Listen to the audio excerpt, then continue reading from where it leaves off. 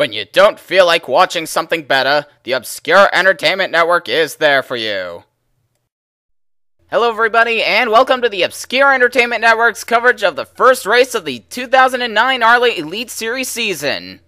I'm Scott Bush, alongside former two-time ARLA Elite Series champion Paul Sweeney. Thank you, Scott. You know, there's something very unusual about this race, but I can't quite put my finger on it. Could it be the total downpour we're having right now? Yes, that's it. You heard right, fans. It is raining here in Daytona, yet the cars are parked behind the pace car on pit road, ready to go. No stock car series has ever attempted a rain race on an oval, so we really have no idea what's going to happen here.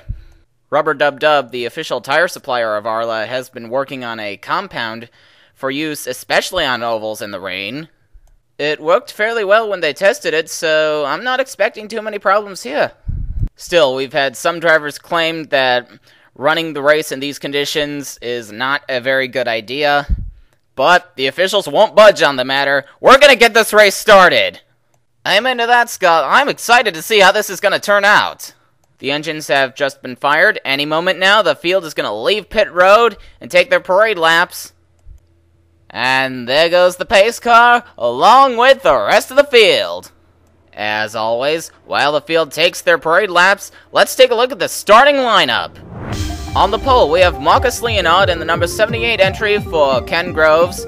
Groves won this race as a team owner last year. And then on his outside, we have Charlie Waters, who won the pole for this race last year. In row 2, we have the CJ Racing teammates of Ricky Navarro and Allie Riggs. On the inside of row 3, we have Earl McDermott, who is normally in the broadcast booth with me. But for this weekend, he attempted the race and made it. I believe this is the highest McDermott's ever started in an ARLA race. On his outside, Laura Cyrus in car number 42. Row 4, Kevin Monroe and Hinata Hyuga. Starting in row number 5, we have Jared Anderson and Robert Truex, who won 2 races last year. Row 6, we have Vinny Enzo and Andy Pearson. Paul, I believe you and Andy had a very fierce rivalry going in the late 70s and early 80s. That's right, Scott, and now we own a team together. Isn't it interesting the way things work out?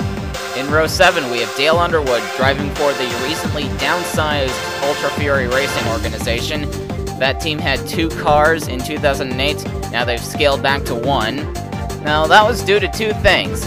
The performance nosedive of Mitchell Hill, who drove that team's other car, and their opening of a TM Junior Series team. And on Underwood's outside, we have Jason Bates, who had so much more momentum in 2008 than in any previous year of his career. And then in row number 8, we have Ronald Porter and defending champion Chris Johans.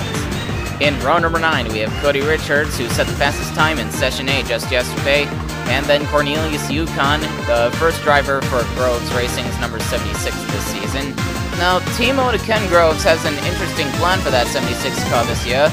He's going to run with several drivers, each driver doing a 3-race stint, and whoever Groves likes the most will get the full-time nod in 2010. In row number 10, we have Brenda Riggs and former champion Michael White. Row 11, Bobby Portu and Tristan Roberts. Row 12, Milano Orsini, who was recently signed to Blitzkrieg's second car in the TM Master Cup Series. And on his outside, debutante Dallas Dupree.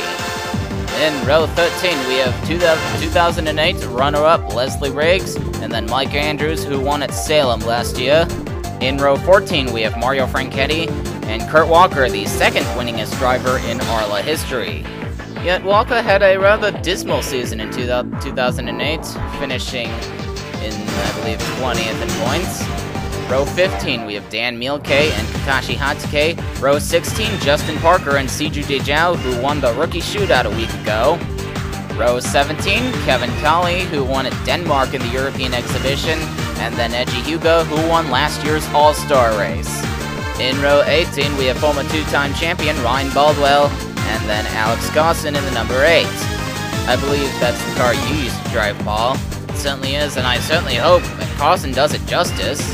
Row 19, we have Manuel Ortiz, who won this race last season, and Bob Steffens on his outside. Row 20, Harry Inola, who won the 2007 running of this race, and Anthony Griffith.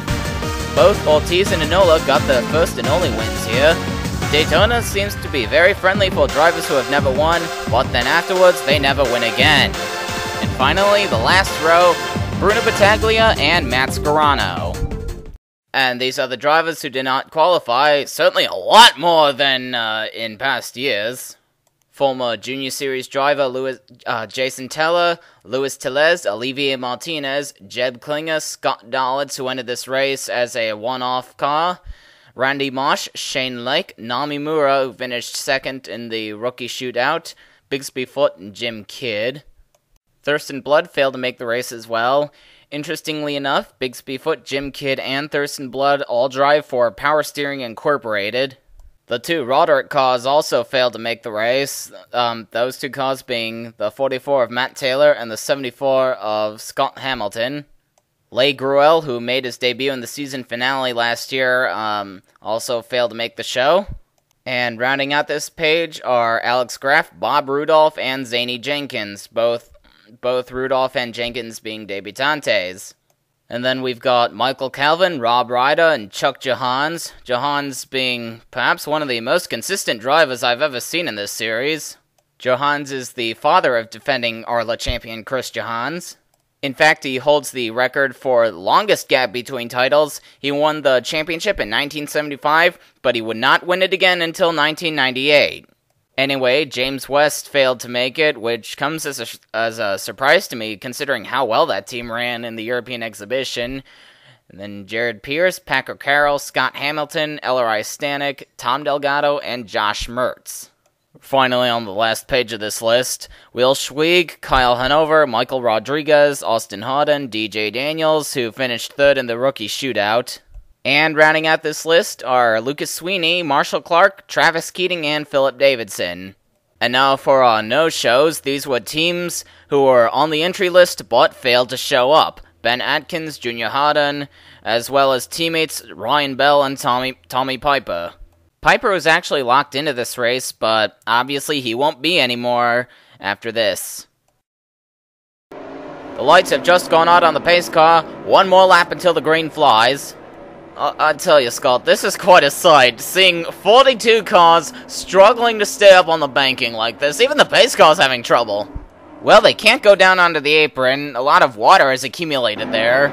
They'd be having more trouble on the apron than they are on the turns. Anyway, Earl McDermott has agreed to chat with us during this last parade lap.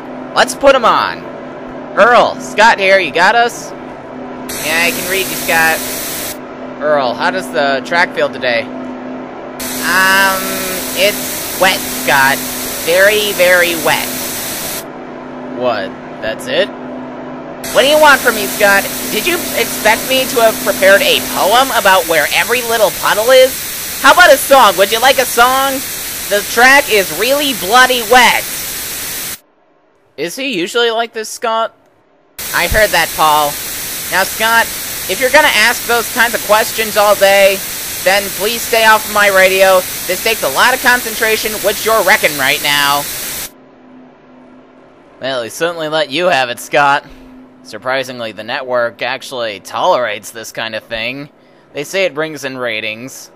Anyway, with that aside, we are now focusing on Charlie Waters in the 41 with a new paint scheme and sponsor. Waters experienced a lot of bad luck last year, but still managed to win Rookie of the Year, finishing ahead of Allie Riggs, who's starting right behind him today, actually. It's kind of hard to believe that Riggs won 2 races last year, but still lost out to Charlie Waters. Field is rounding turn 4. We're gonna get this thing started.